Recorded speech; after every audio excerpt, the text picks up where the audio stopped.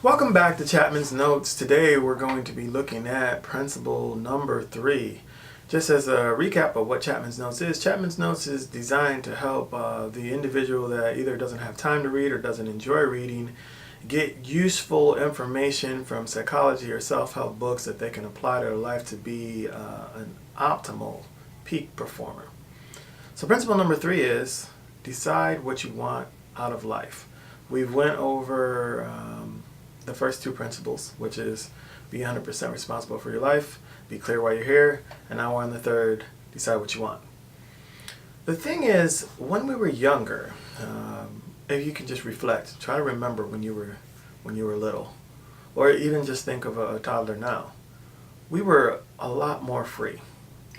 We were rambunctious, and maybe we would even be described as wild. If we wanted something, we would take it. We had some, very high aspirations. We thought we were going to be Superman or Wonder Woman. We had to be careful, or people had to be careful with us, because if we thought we could fly, we might just go ahead and jump off a building and actually kill ourselves, because that's how confident we were in our abilities. Now, true, we can't live our life with that level of confidence, because it may not all be based in reality. But what happens is, we as parents and society and educators start to limit. We put limitations on our little ones. We tell them no a lot. We tell them what they can't do. We tell them that they can do this, but they can't do that. We mold them and make sure that they take on the shackles and chains that we have. And what does that do? It constricts their ideas about not only what they can do, but also about society. And what happens is they forget why they're here. They forget what their gifts are and what they were designed to do, particularly if those gifts don't look like everybody else's gifts. They forgot what it is they wanted to do. So as we talk about this principle, I want to help you become more congruent, become more aware of not only why you're here, but what it is that you want to do while you're here. Well, that's going to take some courage, because you're going to have to do some reprogramming. Some reprogramming of some of the things that you've already heard, and shedding or breaking from the chains that may have been shackled on you by your parents and society. So how do we break those shackles? How do we break free? Well, you can break free by asking yourself some questions. The number one question is, what do I want? But to be more specific with that, you're going to ask, what do I want to do? What do I want to be? And what do I want to have? Canfield talks about, when you ask that question, you can ask it about particular areas of your life. He names 7 that would be good areas for you to hit. You can ask yourself, what are the goals that I want to accomplish in work or career? What are my financial or economic goals? You can ask yourself, what are the contributions that you want to make to society?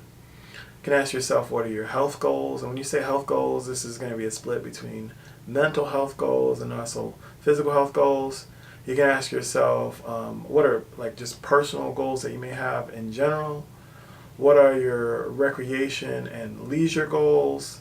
And then what might your spiritual or religious goals be?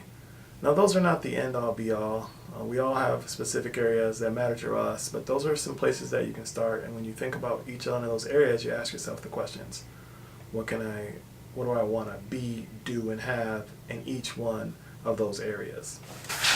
Once you have asked the be, have, and do questions across all those areas, or whatever other areas you include, it's not just asking the questions. You have to ask other questions. The other questions that I would recommend is, if I did have this, or I was doing this, what would I be feeling, thinking, and how would I behave? And you want to, because you're painting a visual picture.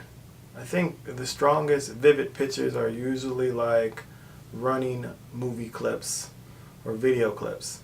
So in order to do that, you want to hit all the elements. That's why you ask yourself, if I had my financial goal right now, and say your financial goal is to have $100,000 in a year, how would I be feeling about having that money? What kind of behaviors would I be doing, and what kind of thoughts would be flowing through my mind? Think about those things deeply and actually experience that moment. What you're trying to tap into there is, remember, when things happen, they happen twice. They happen in your mind, they happen outside your mind. and your mind has a real difficult time telling the difference between what it's visualizing and what's actually happening. So you're just tapping into that when you think about these and then start to write it down. So yes, you want to think about the be, do, and have, but also in each one of those areas, what would you actually be feeling, thinking, and doing if that happened right now? It was happening right now in this moment. Now that you've been able to create a vivid picture of it, you want to go ahead and write it down. You did all of that to help you get the details you're going to need. Details are important because when you're writing this down, it's basically like activating your internal GPS system. And as embarrassing as it is nowadays, I don't go anywhere without having my GPS on my phone going. Well, I mean, there's places that I frequent, but I definitely am going to put in a point, an address, if I'm going someplace that's not familiar, and if I didn't have my phone, I would be lost. And I don't think that we should spend our life being lost. If we can have a GPS system activated, which we can activate by asking ourselves what we want, what's our purpose, and then tapping into it, then we should use that resource. It's almost like when someone asks me, tries to tell me like, hey, here's how you get to some place without just give me the coordinates so I can use my GPS to get there, because my GPS is going to be more efficient. That's how I think you should think about this. So the details are important. When you have the details, it's like putting that point A in point B, starting at A and point A for the navigation, point B for the navigation system. So you will then know exactly where you're going. Now, knowing where you're going doesn't mean at this point you need to know how. I want you to trust that if you can get specific with where you want to be and you activate your GPS system, that is going to start giving you indicators. Think about your GPS system as just not being turned on right now if you don't have clear goals or clear aim for where you want to be. But once it's turned on, it's going to start to orient you to where you need to go. Okay, well, we need to go up to this street, and then we need to take a right. And then if you take a left, it's going to simply recalculate. Okay, recalculate. We need to start from where we're at now and go this way to get to the point. You don't have to be concerned with how now. You can think about how later. But have faith that once you put the right standards in your GPS, it's going to navigate you to where you need to go. There are two ways that we can apply this principle. Way number one, what you can do is sit down, write a list of 30 things that you want. Now, I encourage you to write more than 30 because you'll find the more that you write, you're going to filter through the things on your list that are really fluff, that may not be as important to you than the other ones. But as you write, you're going to be thinking about all of the things you want. You're not going to be filtering your thoughts. You're just going to be writing everything that comes to your mind. I want this, I want that, 30 or more. And when you're finished with that list, I want you to check your list and see if there's a theme. Sometimes you'll find as you write more and more things on your list that some things are kind of redundant, and then you can shrink it down to see which ones are really the most important to you. Then the second activity you can do is write down a list of 30 or more things that you love to do. Whether you're doing it now or you just love to do it in the past and don't have time to do it now, write down all of those things if you can come up with 30 things. And then ask yourself, how often do you get to do those things? Are things stopping you from doing that? Is that part of the things that you want? Like you get to do these things, you love doing them, but is something stopping you from doing them now? Is there a way to do more of that and incorporate that into a way of financing your life?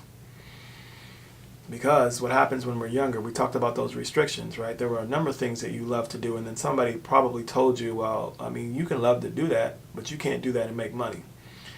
And not that it has to be all about economics, but I think if you look around, if you think about, at least in the United States, there is probably somebody that is getting paid to do what you like to do.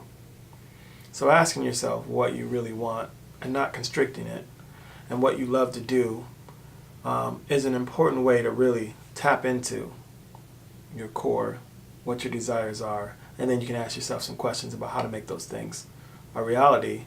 Once you have got your GPS system going, though, remember, it's going to open up a number of resources for you. Because as you get on the right path, you're going to notice resources that you hadn't noticed before. Or maybe you didn't notice them because you weren't on the right path. We've come to the conclusion of this episode of Chapman's Notes. We were talking about The principle number 3 from Jack Canfield's Success Principles, how to get from where you are to where you want to be. And principle number 3 is decide what you want. We're going to go through a total of 10 principles from this particular book, and then we're going to move on to another book in the next month or so. Looking forward to seeing you on the next episode.